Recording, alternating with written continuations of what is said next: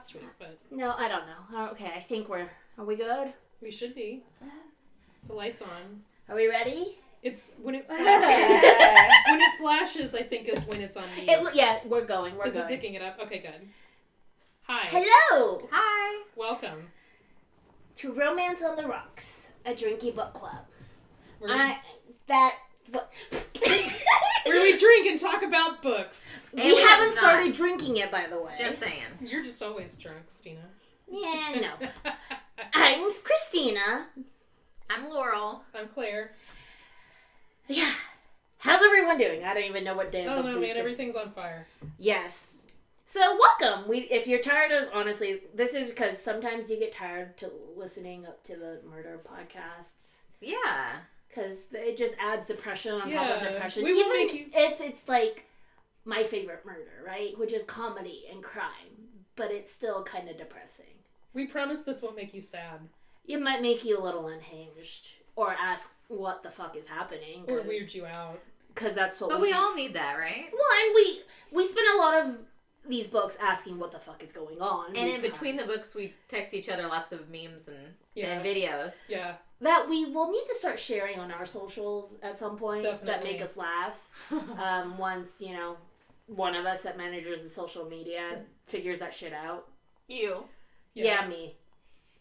Look, we need a Z Generation Alpha or something to help us figure some of this shit out and crack the algorithm, because we're all millennials here and none of us quite have the idea of what the fuck I have is no happening. Concept of how TikTok works. Neither do I. I watch it through the other one. I wait until the TikTok video shows up on Instagram or Facebook. I watch it on Reels. Yeah. Or if there's a link in like a story that has like cute animals TikToks, then I go to that hyperlink. Like, I don't have we have a TikTok, we just have nothing on it because no one knows how to use it yet. But I definitely get all the book reels, like the book talk stuff now. We will cover one of those, a couple of the books from Book Talk eventually. Sometimes. But I get like the book talks on Instagram Reels 2 weeks after the book talk. On TikTok. Oh, after the book talk releases. Oh, I don't even know how old the ones I'm watching are. But there's Instagram, there's Bookstagram, I think is what they call it too, which is basically just book talk on Instagram. Regurgitated on Instagram. So yeah. Anyway, today is our book club episode, or we call the whole package. We went with scotch this time because it's in the book. Somehow that's become what we do. It's becoming a theme. We are most of the time. We're trying. We try. I don't think it was on purpose. We just thought it would be cool. But it's not a hard and fast rule. No. We are drinking... But also decision fatigue is real, and sometimes it's easier. Gosh, yeah. Just be like, you know what, this is in the book, let's do it. Yeah. Yeah, we all have some kind of mental health thing that needs things to help us. That, and also, gestures broadly society at large. Normally, just all of this. Yeah. And everybody's tired all the freaking time. So this is, what was this again? Lagavulin. Lagavulin. It is a single malt Scotch whiskey, aged 16 years. It tastes like Girl Scout camp smells. Let me see. It's very peaty smelling. It's very peaty. Yeah. This just tastes to me like drinking a campfire. Very peaty. We need to pull it up really quick so we can tell you what Which is fine if that's your thing.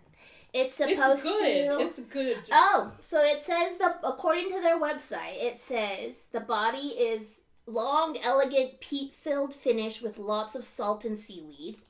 I don't taste seaweed, but I think it's very peaty. Yes. Like the smell. It's very smooth. It doesn't really burn. Mm-hmm. It's nice. So and the finish is also the same as what the body is. The nose is peat smoke with iodine, seaweed, and a deep, rich sweetness.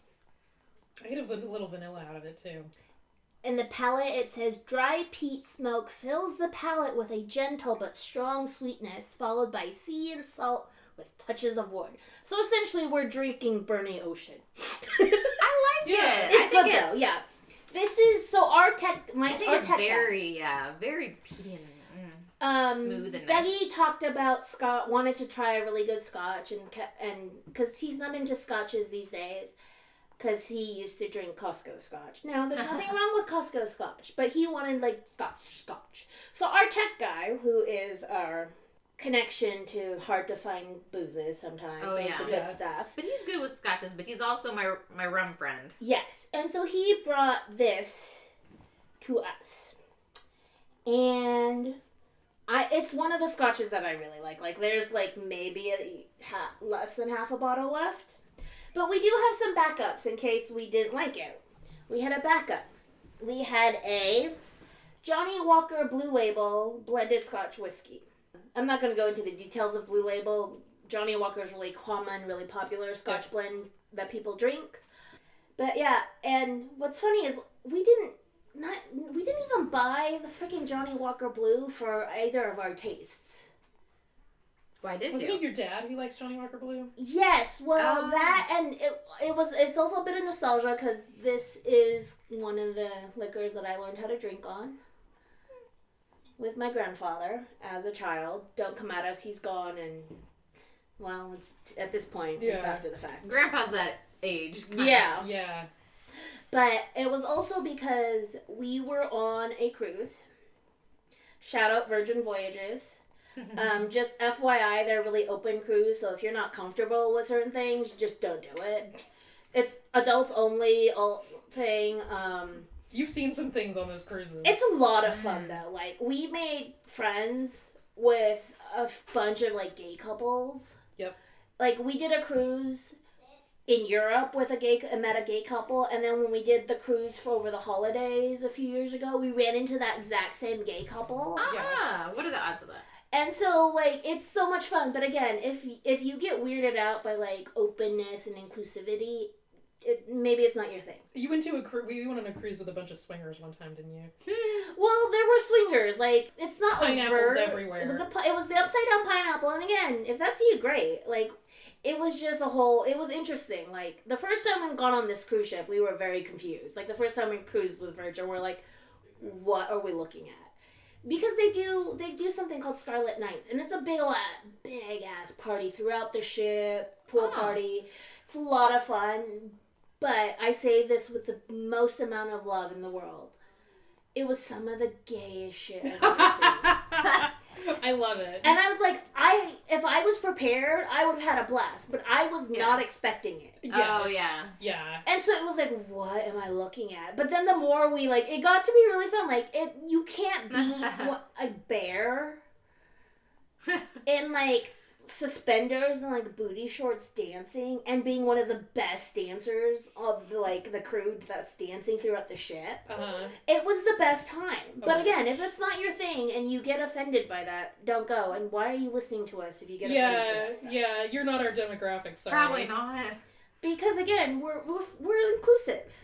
Yes. We're all allies. We're here I think for a I've seen weird some time. of those parties. Like, I have a friend that posts a lot of their cruises, and yeah, I think I've seen some of those parties. But I love it because it's an adults only situation, and so it's definitely not as crazy or crowded. It's kind of mellow, but it also gets pretty wild because again, everyone's letting loose.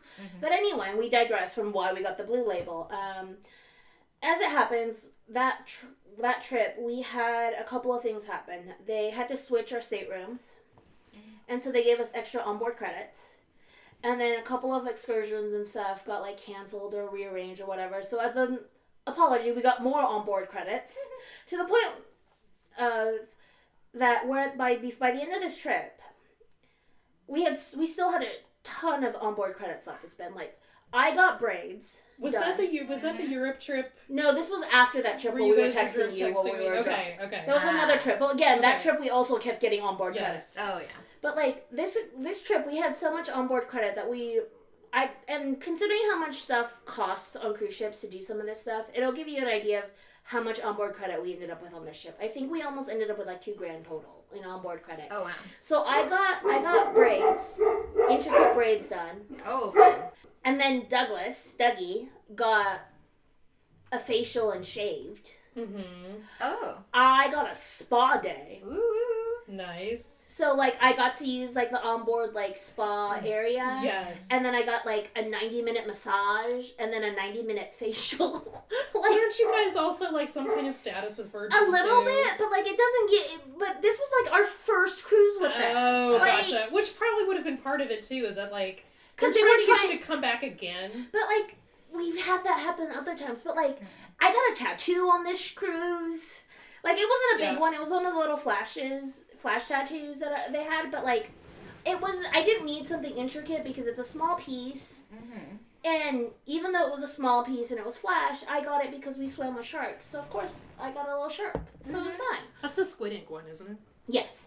And then we got tattoo plushies. Shout out to Tattoozoo if you like tattoo plushies, or if you have tattoos and you want to get plushies that have tattoos that aren't very common for, like, kids, nieces, nephews, whatever. They're great. End of the trip, we still had 400 credits left. And this includes, like, another thing about Virgin that we loved, and maybe most people don't like it, but they don't have a drink package. You pay as you go for alcohol. But at the same time, you don't feel compelled to give yourself liver damage because you paid for a drink package. Yes. And of all the cruise ships and cruise lines we've cruised with, granted, we've only done one cruise with Norwegian and one cruise with Royal, they have a better selection of good liquors. Like some really good tequilas. Yeah, but I think Virgin is geared more, like you said, towards adults. Mm-hmm. So they have the quality stuff. And so we decided, we're like, well, what are we going to do? And then we were like, oh, look, there's a bottle of Blue Label. Oh, it's like $300 in credits. Why not? The whole bottle? Yeah. Oh, Jesus.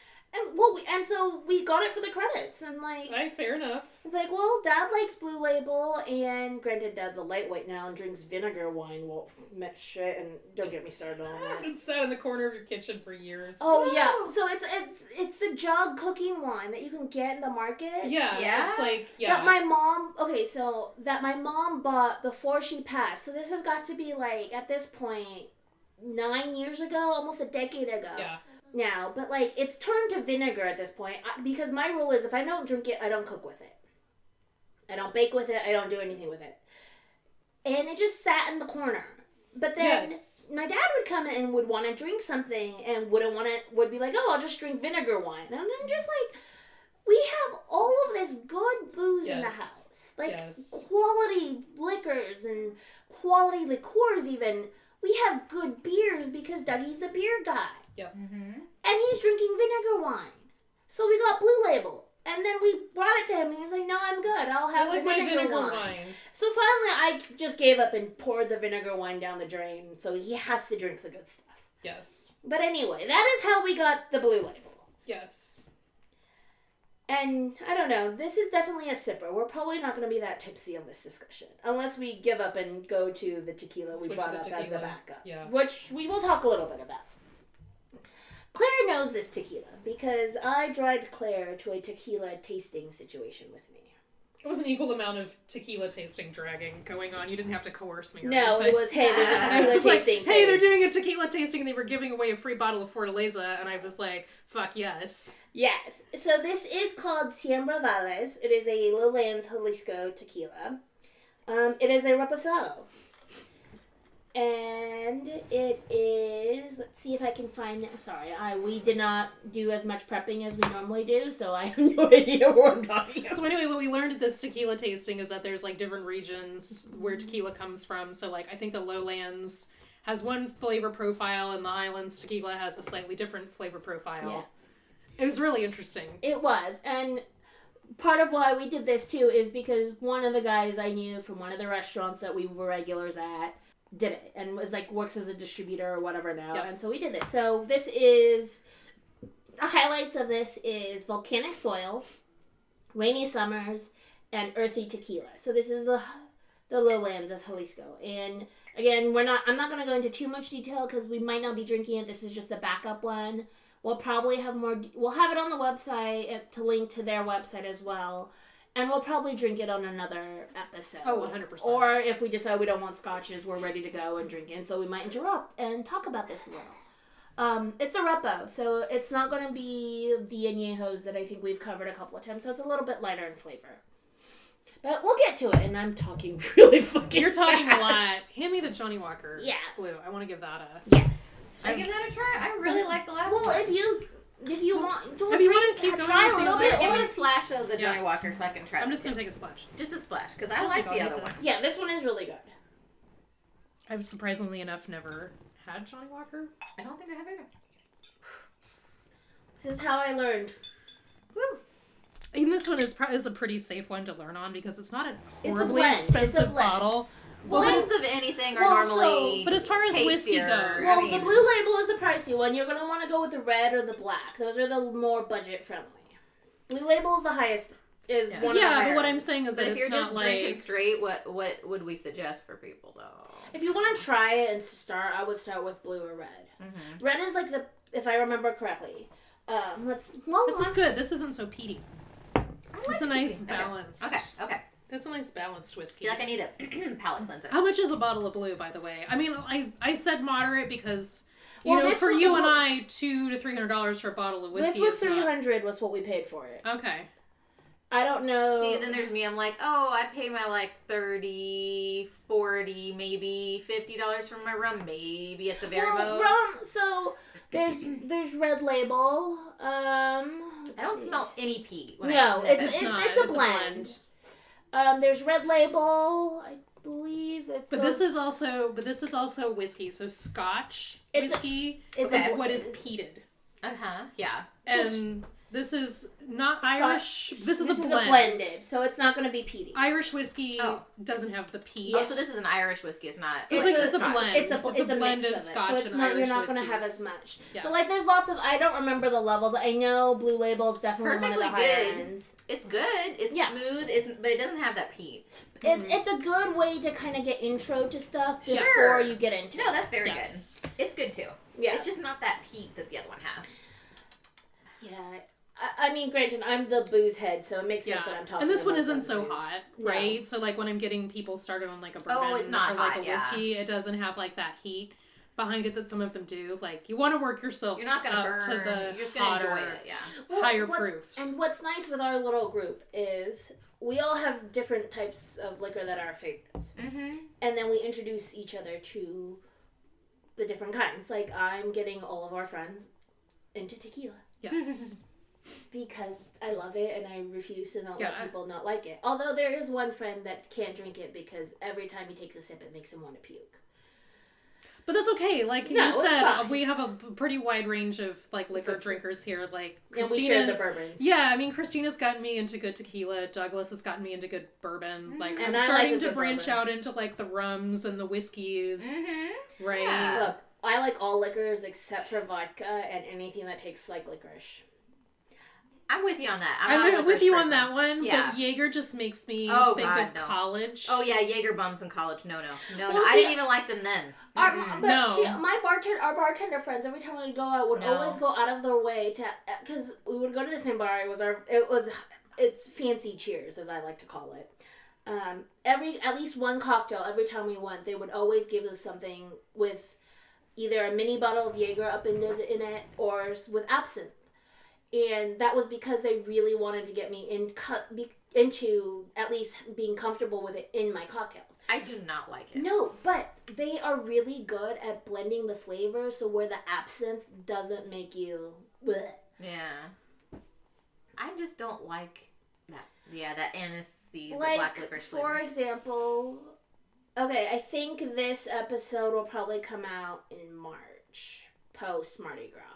But so we're recording early, like we mentioned, I think in other episodes, because everyone has a life and things happen. Mardi Gras dinner party game night, whatever the fuck we call it. One of our bartender friends has this amazing recipe for Sazeracs. Ooh. That I think we're gonna want to make.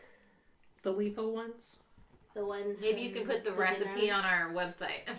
Oh, I don't know if he wants me to share it. I have to find it though. It's buried somewhere in my office. Okay. We might have to ask him. I forgot you got the recipe from him. Mm-hmm. That was a good Sazerac though. Yeah.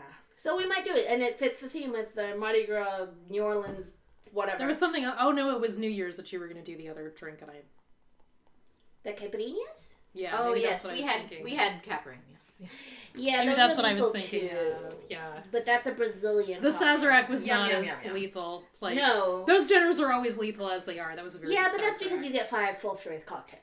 Yeah. Okay, people. So yours until dawn is the book. Let's talk about the book. Okay. Thanks for keeping us on track, Laurel. I was just starting to think the same thing. Yours Until Dawn is the book, and it's by Teresa Medeiros? Medeiros. Okay. Now that makes me think about Madeira.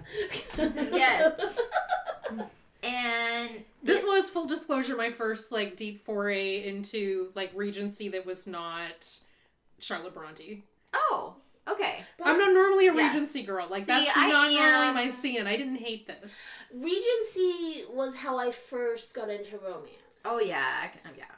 Because it's that weird, like, straddling the spicy, inappropriate, explicit descriptions with the, like, it's not a closed door.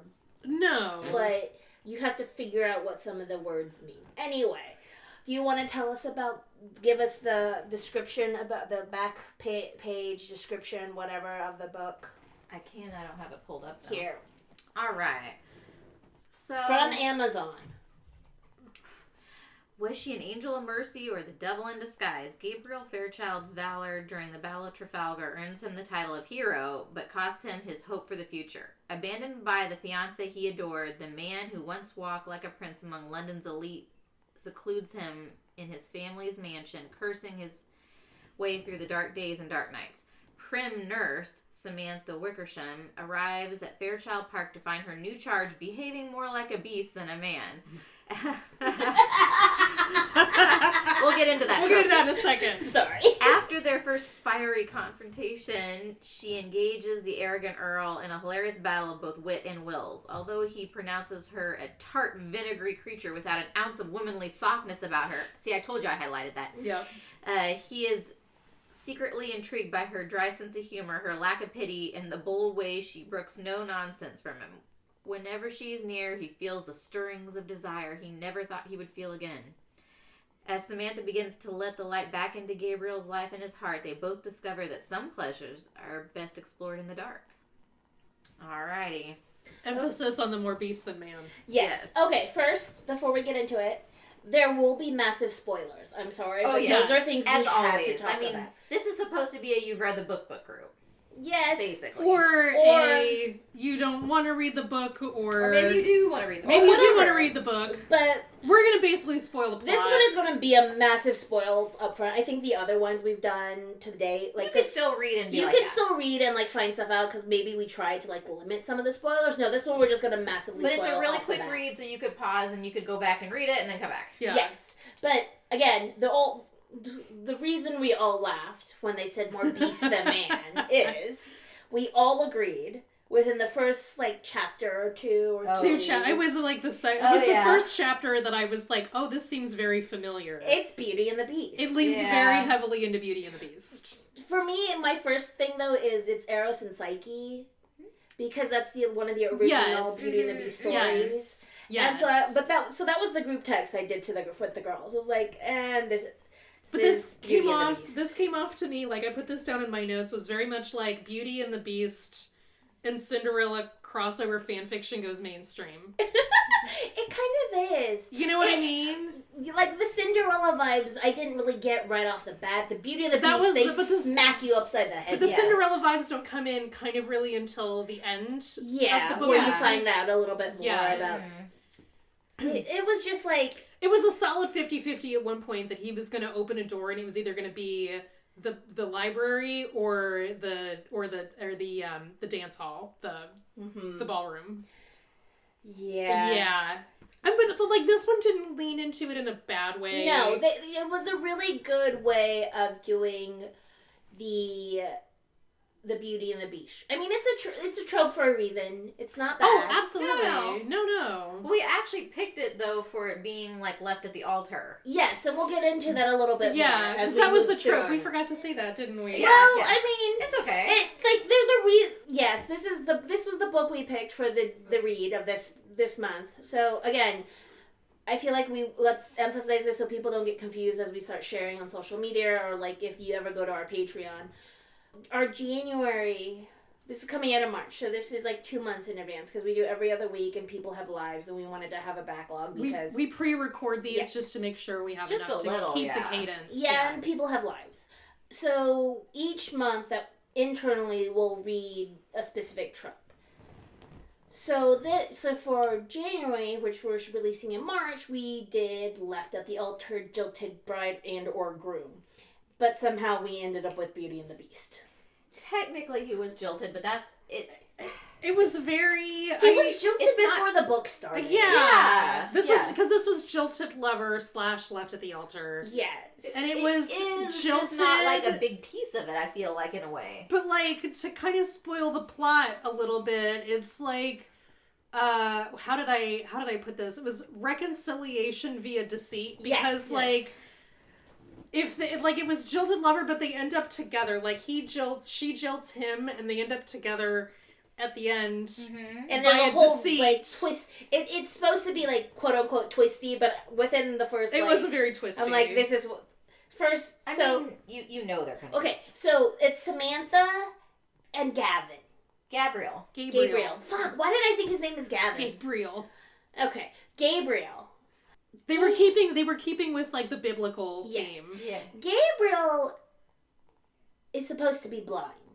Right, he's blind. He is blind. No, he is at the start blind of the book. At the start of the book. He's blind because he was... And he's been disfigured by an injury. Quote-unquote disfigured, because if you have any kind of, like, scarring or whatever on your face, you're disfigured, even though, honestly, depending on how the scar works, like, it says he's, like, all sexy and shit. She says he's sexy, basically, because he has just a slash down his face. Yeah, he's not even disfigured. But the rest of him is just beautiful. Yeah, like his he's name. Still, instead of being it gives him a little edge. Yes, and again, this brings us back to the whole knight in shining armor, which I hate, versus the battle weary, the one who's experienced life, right? Well, yeah, and I do. That was one of the things I loved about him in this book, is that he is not the knight in shining armor. He is fucked up beyond belief. He's got PTSD. Yeah, he's experienced life, and he's a little jaded and like broken. So even though he had more than enough money, he's the only male in his family. He's going to inherit the title. He's already an earl. But to prove himself to the woman he loves, who's of a little lesser station in the gentry, he joins the Navy instead of buying his place in the Army. He works his way up. Yeah, his way up. But he's trying to save Admiral Nelson and gets blown up and hurt and all that. And of course, Nelson dies anyway. Yes. Even though they win. Yes. And so he's come home and he's broken. And bitter and all that stuff. And so she gets hired on his nurse. I do like the fact that she... Oh, tell about her... About the fiancé. Oh, the fiancé. So, the fiancé that he alludes to that's left him is Cecily. Yes. Younger. Is like she's a gentleman's daughter. She's gentry, isn't she? Like a duke's daughter? No. It's a baron's. No, it's a religious person's daughter. No. That's what they want her to marry. No, her friend is the titled daughter. She is... Her dad's at least a gentleman. No, her dad... Or it wouldn't be appropriate. He wouldn't have tried to marry her at all. No, they were courting in secret because there was a scandal. And that was the older sister. That was the older sister. Yeah, but there was a reason for her daughter, for the daughter. Because he was just too low in station compared to him. Yeah. Yes, that's what the scandal was. But it was one of those, it was the station, she wasn't titled, but it was like it was a religious figure's daughter. I don't think so. Mm-hmm. Can you find it? 'Cause I don't know. I don't think so. I did not take notes, so I don't know. And they never talk about. They never really talk about her parents. I don't remember her dad being a chaplain or anything. No. They said she could marry one or something, but I think her dad's like a. Her dad was was the lowest thing? Some land marquess, a lord, or just a gentleman or something. He was a lord of some sort. Let me find my notes. But he's an earl, and so what is his dad? His Gabriel's dad is he's a duke, isn't he? Oh, that's the high as it gets. Or is he a lord? No, he'd be higher. He'd have to be higher. See, the problem is trying to figure out, because I don't know if they call it the fiance or whatever. Mm-hmm. I might have to. No, he was his mom was a marquess, so he was a marquis. Gabriel's dad was a marquis. Okay. Maybe he was betrothed. this I wonder if you're thinking of the Viscount, which is where the scandal came in with Cecily's older sister, who only ever got mentioned the one time. But she was like some. Let me see if I can find it now. Okay, this is roughly. Okay, hold on. Let me see. So Marquis is the highest one below a duke. Duke is the highest one under royalty. So his dad is like would have been Marquess and then an earl. So he got the earldom while his dad was alive. And then he would become the second highest rank. I think her dad was like a baron or a viscount or something lower. She is the daughter of a baronet. Okay, yeah. So that's the lowest rank of the father wanted her to marry a clergyman or something because of a scandal. Yes. So her dad is the lowest ranking of the peerage. Yes. But so he would not. He's still a a lord. Yeah. Yes. So he describes the story of like how they met and they exchanged letters, and because he was a playboy, she didn't want to like take that risk, and so he joined the army, and then he talks about how he came back and Cecily came. He joins the Navy. Cecily went to visit him in the hospital with his injuries, saw him, and ran off. And so he took that to mean she jilted him. And never seen him, since. And then his family left him out in the county seat, and they went to London and left him too. Yes. So he's basically at one of their manor houses with his not insignificant staff. Who are scared of him. Who are terrified of him. Yes. We diverged again from... Anyhow. But it's because our notes kind of jumped around. Yeah. But let's before we get into some of the details, it's what we call a grandma romance. No offense to our grandmas. Yeah. It's the best way to just... Our grandmas totally would have read this. Like, I had to look it up, and it was published in 2023. But, like, I swear my grandma probably read this No, and we're not saying... It's not a bad... It's just because it's a Regency. A lot of Regency tends to this way. I guess. It was like the... But this is like... Some of the nitpicky stuff, like in the sex scenes that we're going to get to, like... It was a little crazy. This was like Walmart Regency. Okay. You know what I mean? Nothing against the author. Nothing against the author. We're not... This is just our opinions. It had a good rate. It has a good rating. Yes. Lots of people love and it. Teresa Medeiros is a very prolific. Yes, and we enjoy this. We enjoyed it. Yes, all of this being said, we liked the book, but... It was quick, it was fun.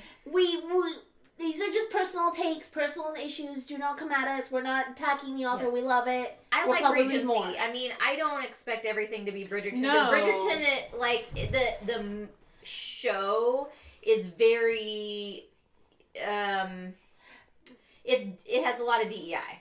It's not what the books were. The books were very middle of the road, like very Regency, like the way it would have been. But Regency would have been all white people. Exactly, that's what I'm saying. And for the era, and I'm fine with both. I like both. And for Regency, the Regency type books in general, I think, are not quite closed door. They use a lot of euphemisms and like. They're not as explicit. They're not. No, and they're not going to be the 5 chili pepper. Craziness. No, this is like situation. you're standing in the room while 2 people are having sex, kind of thing. Under the covers, where you can't really under see. the covers, right? This is not like you're participating. I mean, they still hear and explain something. I would say this is like a PG-13 rated R Stradley situation. I'm PG-13 at best. Yes, maybe like PG-13 plus. Yeah. It's like skirting that line. They talk about the girl. You do have the sex. You do, but they don't explicitly talk. Yeah. Sex. And the sex scenes are pretty quick. The sex scenes are only a couple of pages. Yeah. They don't really drag on, true. and they don't really happen until the last third of the book. Yeah. Because it's the lingering looks and touches situation. Yes.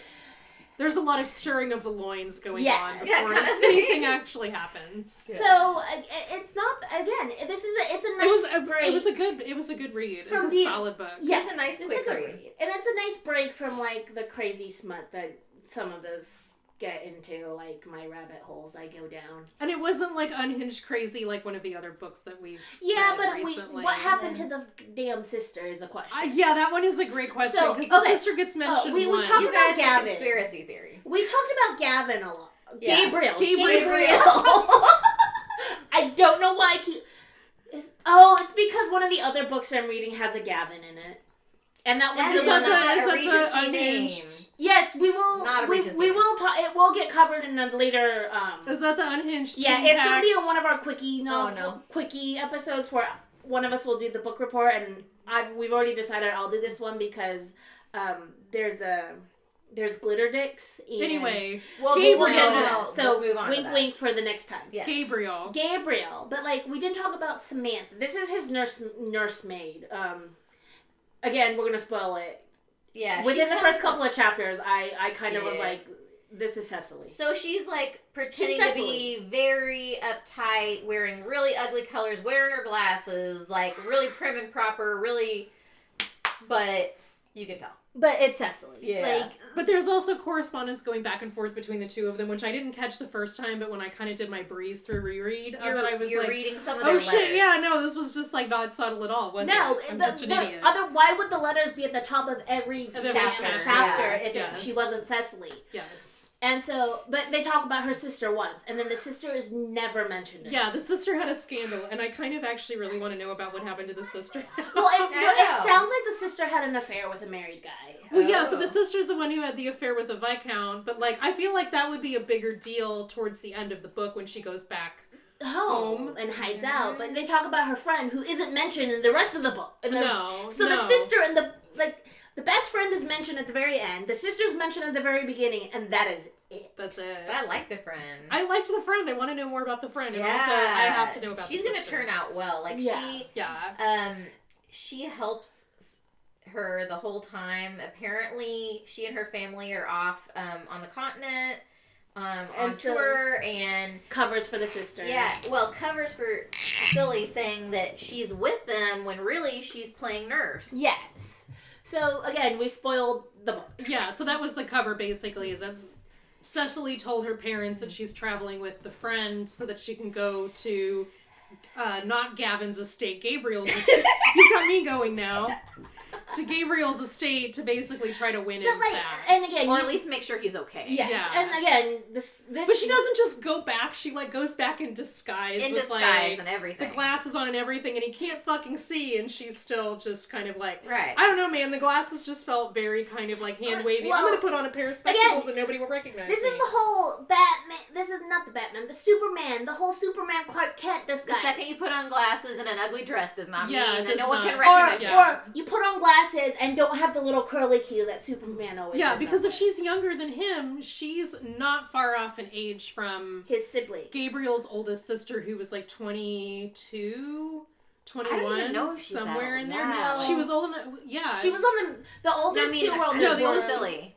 So there's two sisters, one's older and one's younger, and we're suspecting that the younger one wasn't out, and maybe that's how she doesn't know Cecilia. There were three sisters. One was 20. Gabriel had two sisters that were out, and one that was going to be presented to society. Yes. He had three sisters. Oh. Two of the sisters were bitchy.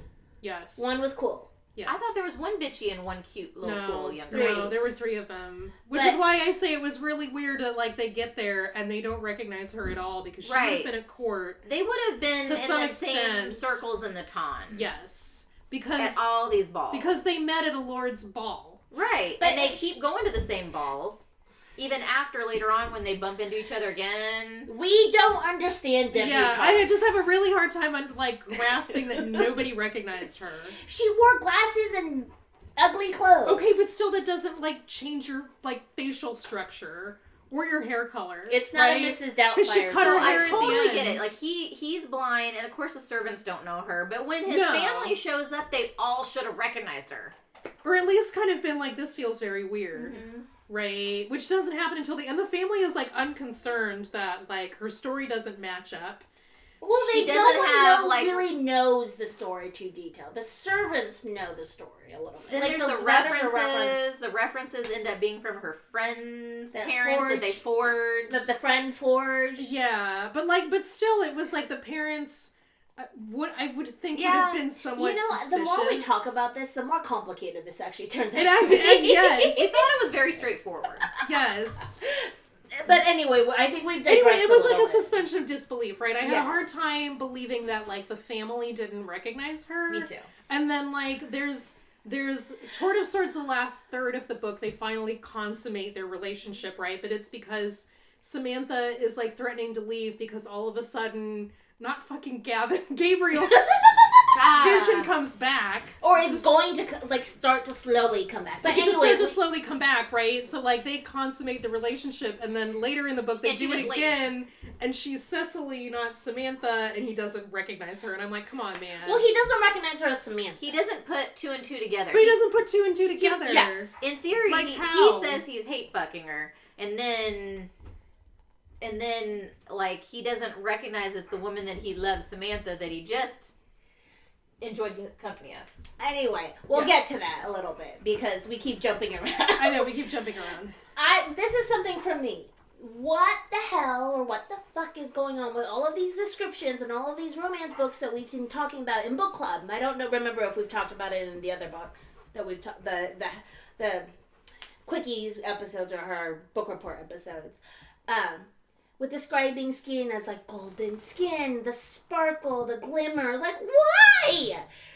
Because Gabriel is glowing and beautiful and And golden. Golden type. Like, skin doesn't freaking sparkle unless you put goddamn glitter on it. Sorry, it pisses me off. So mine was, what the fuck with all the lilacs? So they really get into smells in this one because he's blind. He's blind, fair. But she's always mentioning how the windows are open because she opens them because before that all the windows and everything is stuffy, and so she opens them up and then it's all the time the lilac scent billowing through. And at the time I thought the book had was a couple months, and the lilacs are still blooming. Lilacs are short-lived, and I had to.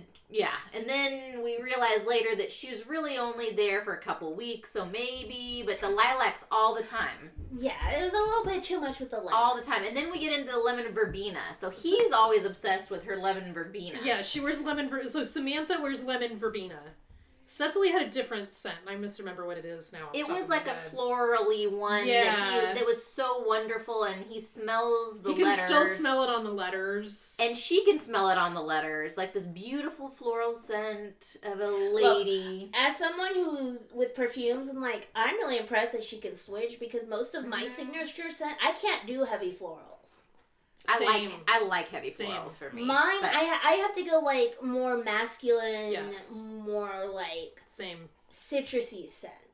See, I'm a floral normally, or a musk, but I wouldn't do a floral, and a lemon verbena wouldn't be me. No. That'd be too herby and citrusy the perfumes I have that are floral are floral, but are more masculine undertone.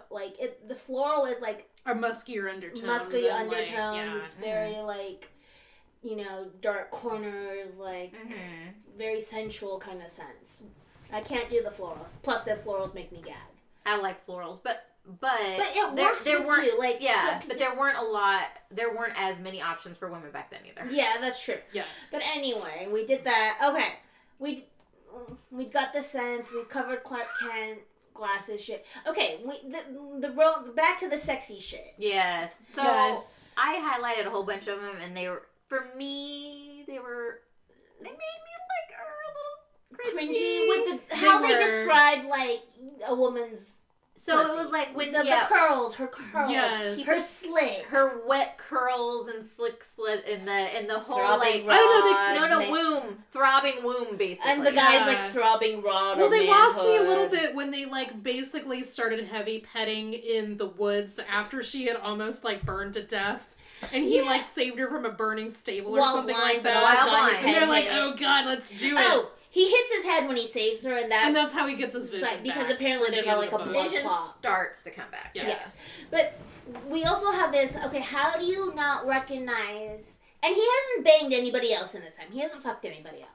He used to a lot, but not lately. But he fucked her once while blind. Yes. After he's saved her and his vision is slowly coming back. When his vision was starting to come back. So he can see blurs. He can see shadows. He can't see shit. Yes. So they banged.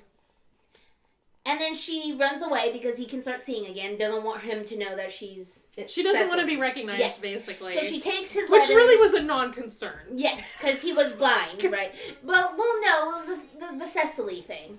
Fair. But then she comes back after he, like, sees her at a ball or wherever as Cecily and, like, is, like, kind of insulting, kind of mean or whatever to her. So she comes back and, like, offers herself up to him as Cecily. And then they bang. They hate fuck. But, like, how do you've only banged one woman in the span of, I'd say, a week, maybe. 2 weeks, because that's to find And that's her. the only one in the last, like, year. How do you not recognize? Yes. I know. I mean, Like, she smells different. Like, your other senses are heightened if you're blind. You should be able to, like, touch and smell and taste. The only thing I could come up with, which was a little bit out of character between, like, the two sex scenes, was that in the first one he spent a lot of time... The author used a lot of words talking about, like, him touching her breasts. And then in the second one, it's never mentioned. But still... So he's quickying it? So he was, like, quickying it, basically. It's he like... was hate fucking. They were hate fucking, and he didn't want to touch her because he was hate fucking. So that's, like, the only thing that I can come up with. That was, like, he didn't recognize her because he wasn't touching her titties. But his dick is in the same... pussy. You would think his cock and Exactly. Like, I don't know. Do you think they can tell it's the same one? I don't know. I doubt it. I mean, I just have a really hard time believing that at no point during she's the same shape, like she has the same boobs, she has the same butt, like that sort of thing. It's just... I just had a really hard time believing. I was like, okay, yeah, I can get it. Like, his vision wasn't all the way back the first time. But, like, I have a hard time believing that he didn't, like, some light bulb didn't go off and... No, the light bulb doesn't go off until his servants find a freaking letter. Yeah, the light bulb goes off until not Gavin's brain. But that had happened before. This is when he was looking for her and he'd finally given up and decided to go back to the Navy. Well... And then all of a sudden, she's like, oh, no, I gotta get him back. I'm just gonna, like, rip my clothes off in this hotel room, this inn... Right? I don't even remember. Basically how it ended up. Or his, like, city. I think it's his house in the city. Oh, that's right. That's his apartment in London. That's right. Like, their residence in London, because, like, they go to the ball, and it's the last ball he's going to before he leaves. Yes, because he decided to go back to the Navy. Yeah, because she gives herself to him before like, he goes. so both the loves of my life have left me, so I'm gonna go. Yeah, so he's, like, basically standing on the dock, and, like, that's when the light bulb goes on. He's, like, literally about to get on the ship. No, the light bulb goes on because after they hate fuck, he gets a letter. The servants bring him the letter. That's right. That's right. Because they were trying, but they catch him on the quay. Basically, they catch him on, like, as he's going. Because he's like packing. So the letter's from Cecily, but it's under Samantha's bed. Yeah. No, it's the letter from. It was Gavin. A letter from him. Gabriel. Not Gavin. Cecily. It was like. And then he's like, why? And then he's like, light bulb. And then he basically, like, gives up his position. He resigns his position right there. But we don't standing know that on the dock until, like, she goes after him. Like, they go, like, and it's that night after the hate fucking. Yes. Because she's on her way home with her best friend. Because like she's headed back to wherever it is they go with the best friend, and she makes the carriage turn around. Yes, and the carriage driver is, like, confused and, like, is this lady crazy? And her friend is like, nah, man, just do what she says. But I have to say, one of my favorite bits was the servants' romance and the long-standing romance. It was cute. It was really cute. Like, that was the one where I really liked it. So, like, I kind of guessed, but, like, the slow build of it throughout the book. So the butler and the housekeeper. So, yeah.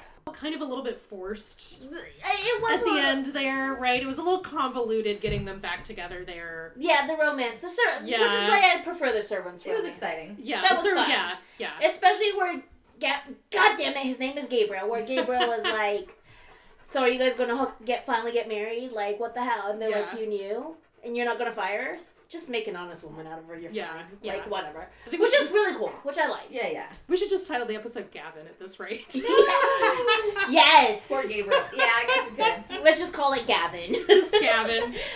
It's very punchy. And I mean Gabriel. Yes, it's Gavin. I mean Gabriel. Yep.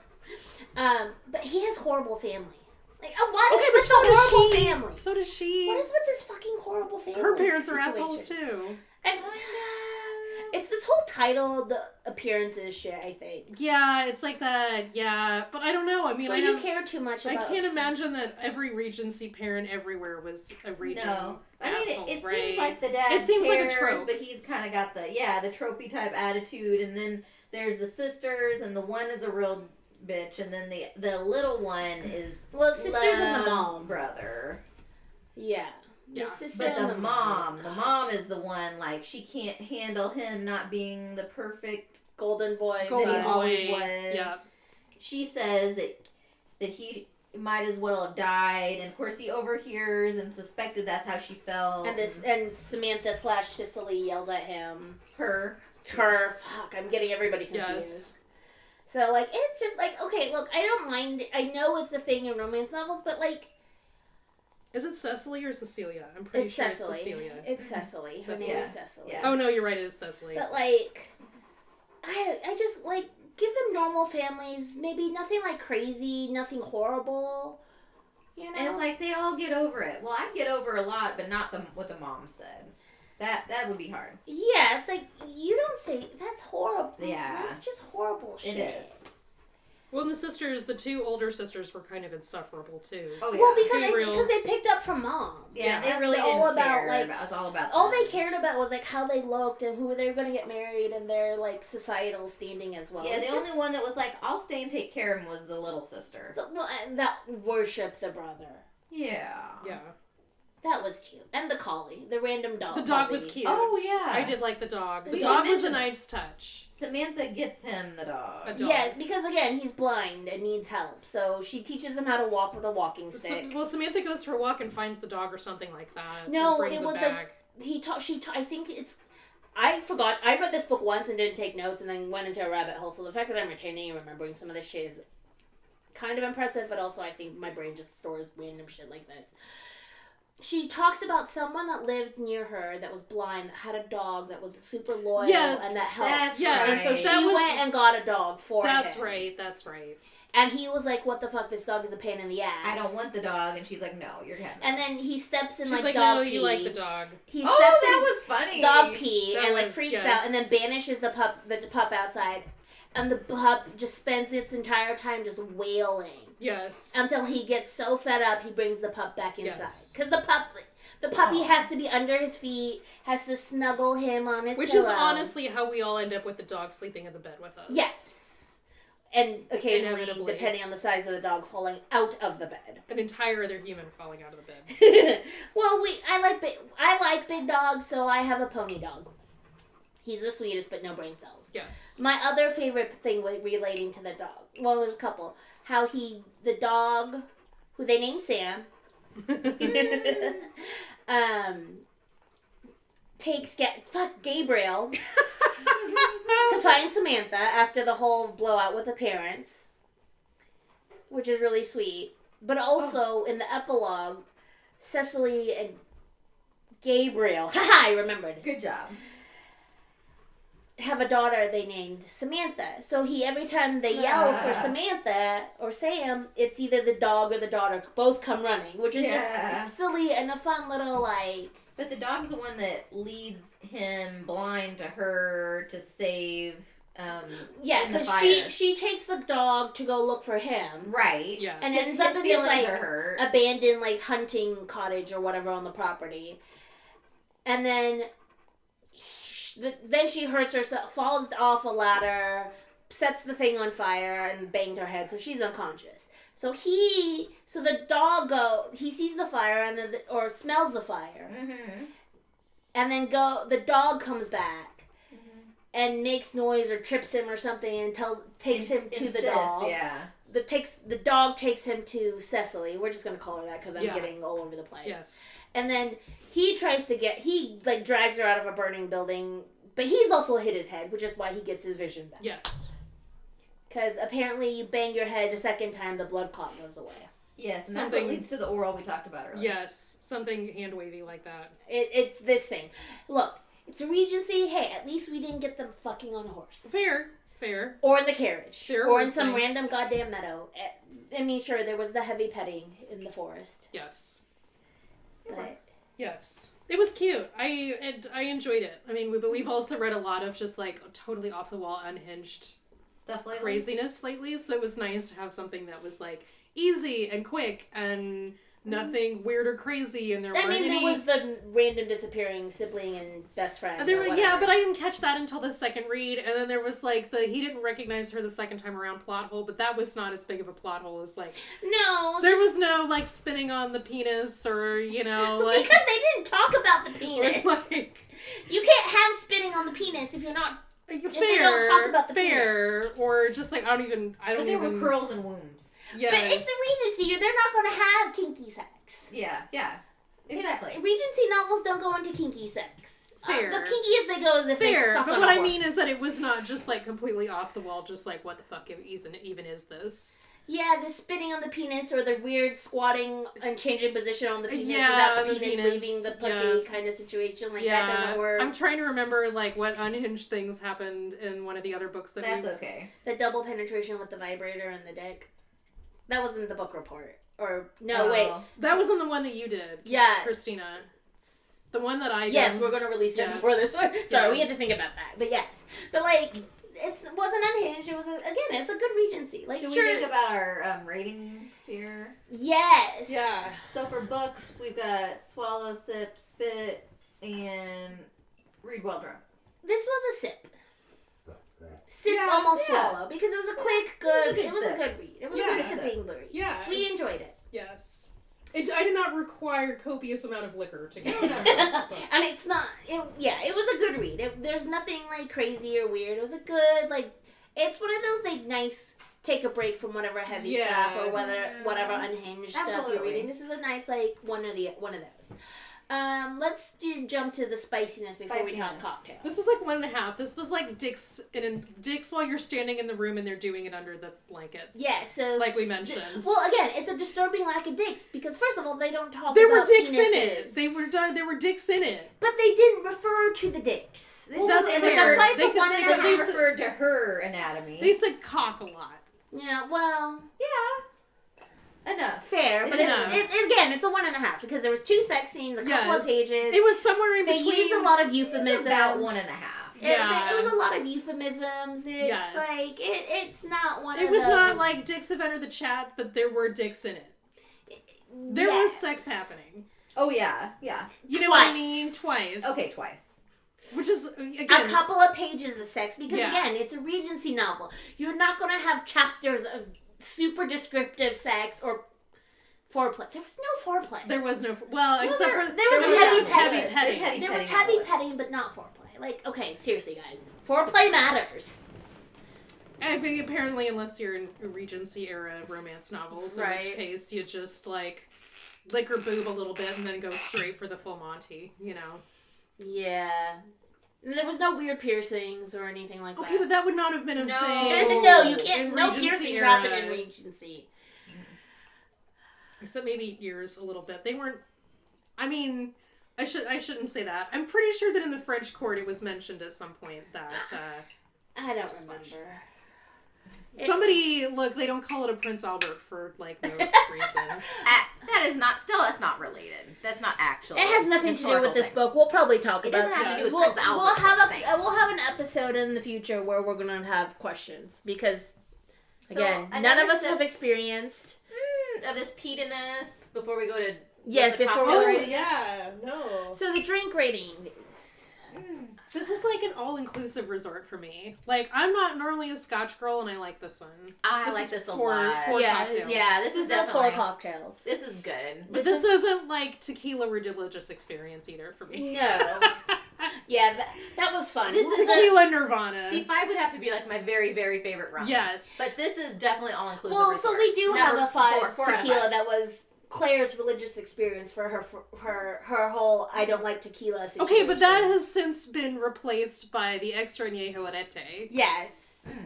Which we'll probably cover again. Which is also fucking excellent. But this is definitely like, we poured ourselves a second to talk about it. Yeah, it's yum. I mean, and then the blue label. Oh yeah, it was good.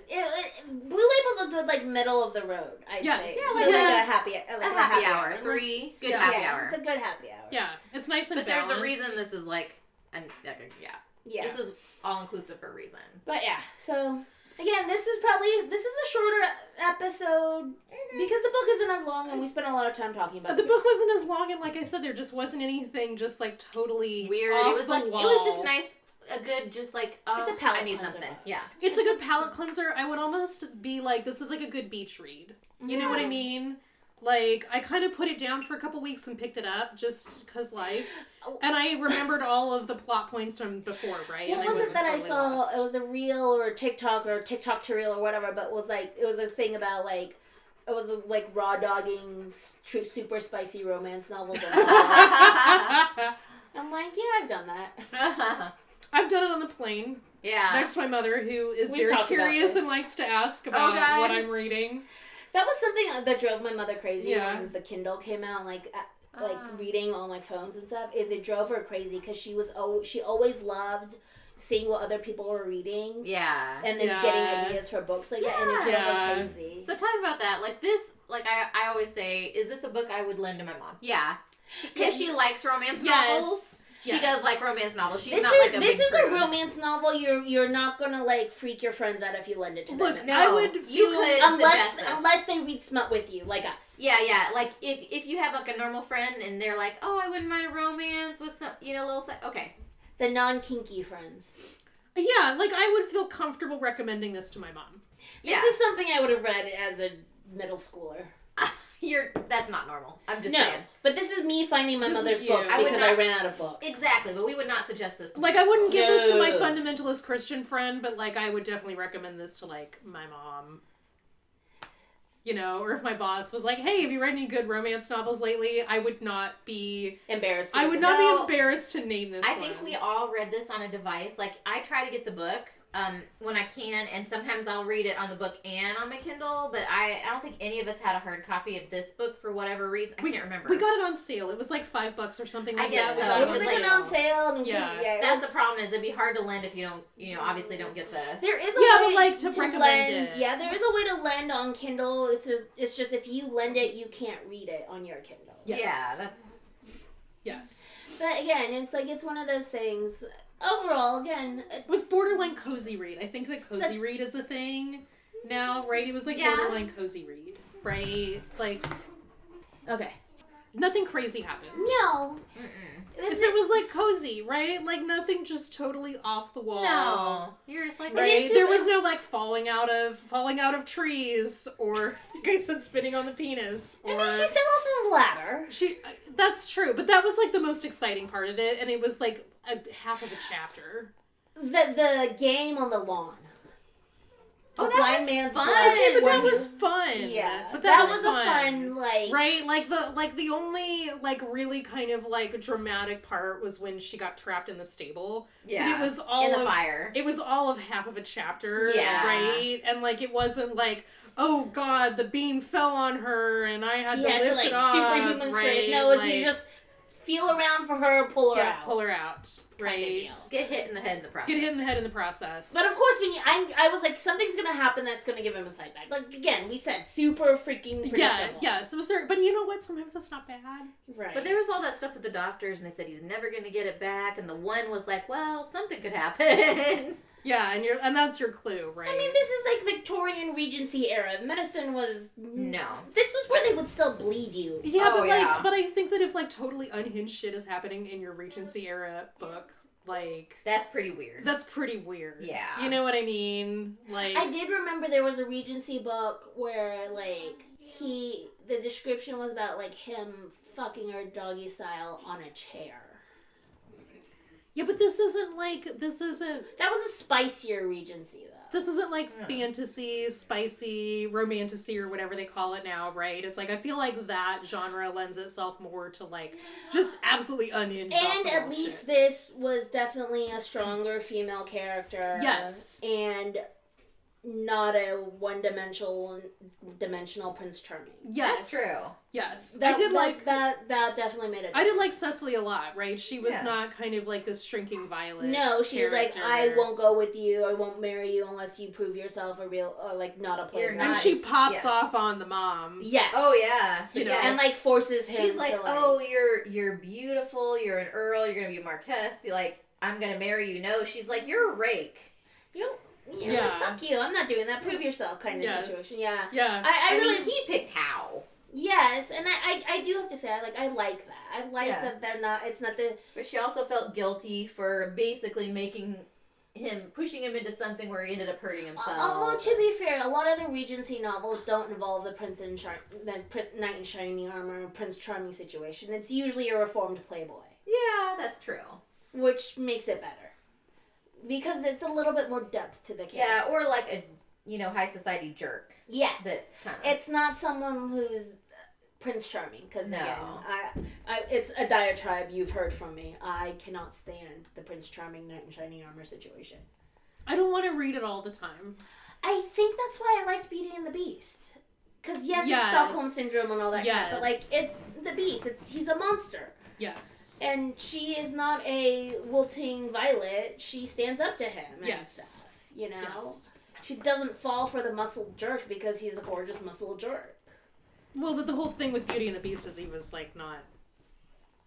It was a different conventionally attractive, let me put it that way. Until he became Adam. Prince Adam, yeah. Who actually did not look attractive to me. He had a name? Yeah, he had a name. Adam. His name is Adam. It was never mentioned because I had to look this up because I wanted to, because they kept with a biblical theme, right, of Adam and Gabriel.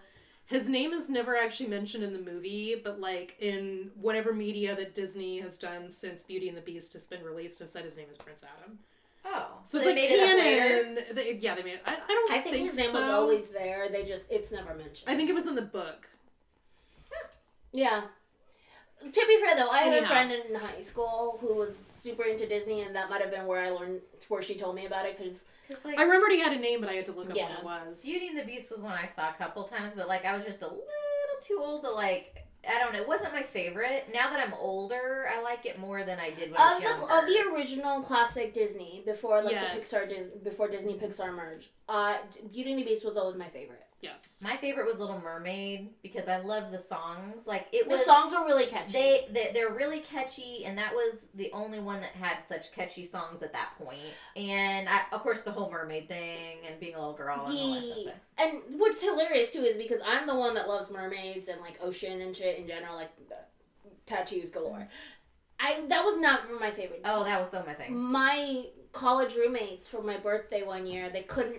Because my birthday happened post, so Disney released Beauty and the Beast from the vault when I was in college. Yes. But by the time my birthday rolled around, they couldn't get it because they shut it back up. So they got me Mulan because it's a more recent. Yes. Right. But then in the last 10 years or so, they re-released Beauty and the Beast on Blu-ray, the special anniversary edition from the vault. So I own it. But that was always my favorite Disney of the original, the classics. Well, now you can just get it on streaming. See, all the little girls say, What's your favorite Disney princess? And I'm like, when I was little, my favorite was Snow White because it was the only brunette. And it was the only brunette. And that's until Belle showed up. Yeah, because Belle has brown hair. I guess she does, but it's so light.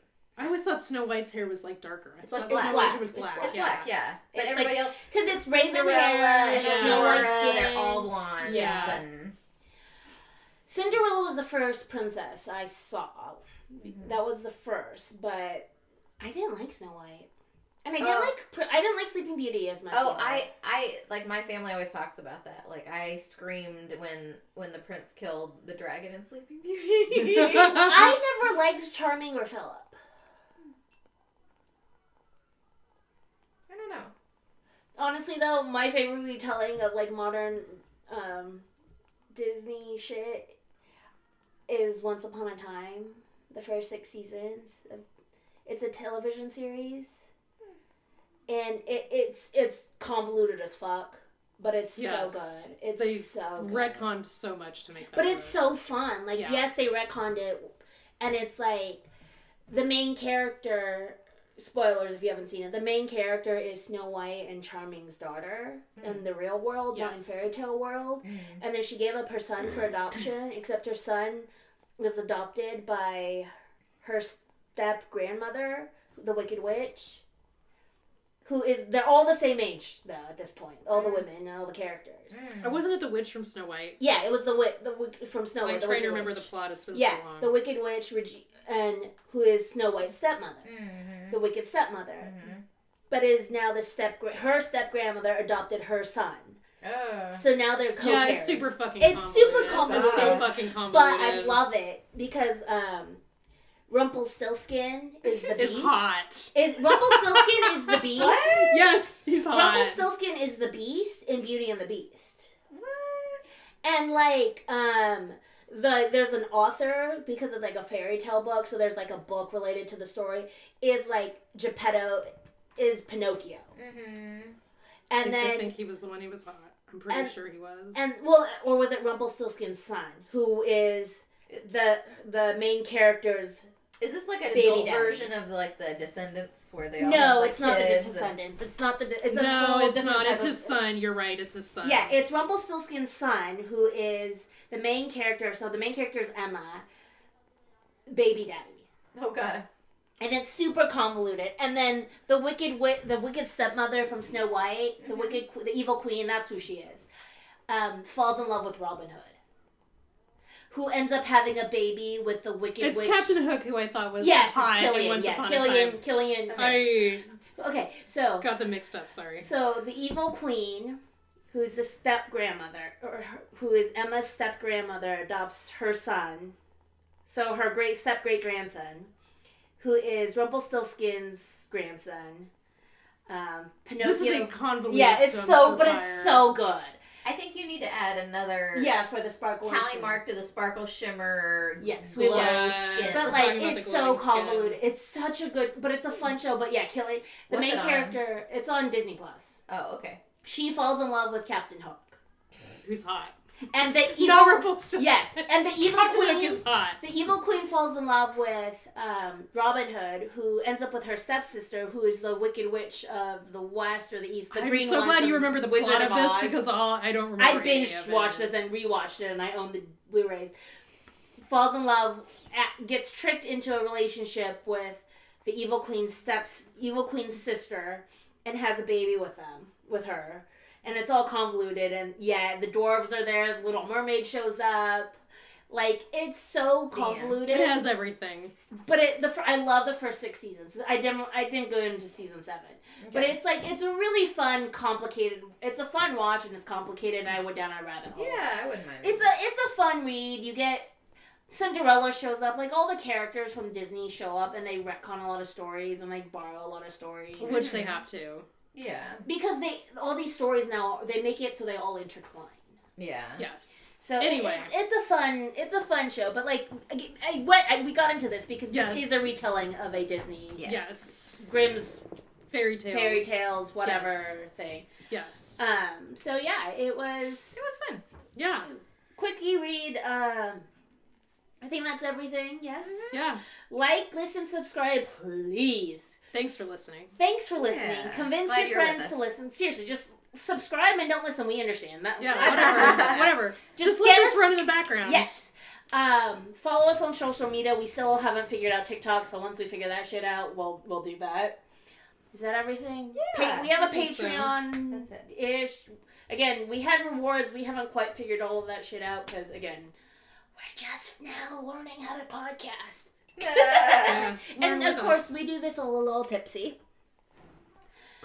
So, anything else? I think that's it. Join us next time. Yeah. Cheers, bitches. Cheers, bitches. Find my drink. Oh. Catch you next time. Bye. And how do I turn fucking mouse?